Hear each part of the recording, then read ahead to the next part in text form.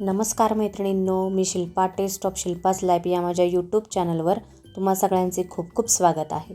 आज आपण बनवणार आहोत मुरमुरे लाडू। यालाच आमच्या सातारी भागात लहानचे लाडू पण म्हणतात।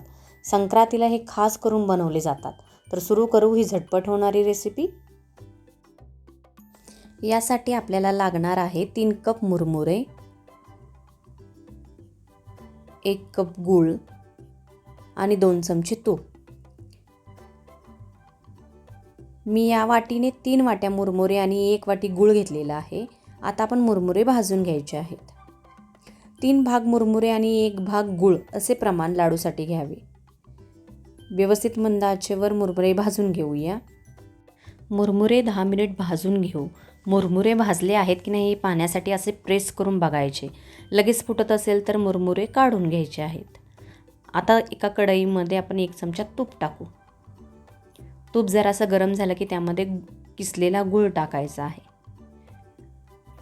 तो व्यवस्थित परतून घेऊ। गूळ सतत हलवताना गॅसची आच मंद ठेवायची आहे आणि सतत हलवत राहायचं आहे, नाहीतर गूळ करपण्याची भीती असते। बघा व्यवस्थित गुळाला फेस आलेला आहे। व्यवस्थित गूळ मेल्ट पण झालेला आहे। आता आपण चेक करून बघू। यासाठी गुळाचे काही थेंब पाण्यामध्ये घेऊ व ते बोटाने चेक करून बघू कडक झाला आहे की नाही। जर गोळी झाली असेल तर पाक झाला आहे। आता यामध्ये मुरमुरे टाकूया। गॅस बंद करायचा आहे आणि व्यवस्थित मुरमुरे एकजीव करून घ्यायचे आहेत। ही कृती झटपट करायची आहे। बघा व्यवस्थित मिक्स झालेला आहे।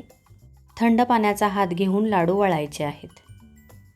लाडू जास्त प्रेस करायचे नाहीत, अगदी हलक्या हाताने वळायचे आहेत।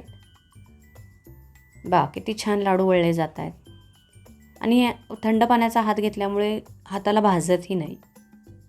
अशा प्रकारे आपण सगळे लाडू वळून घेऊया। छान हे लाडू तयार झालेले आहेत।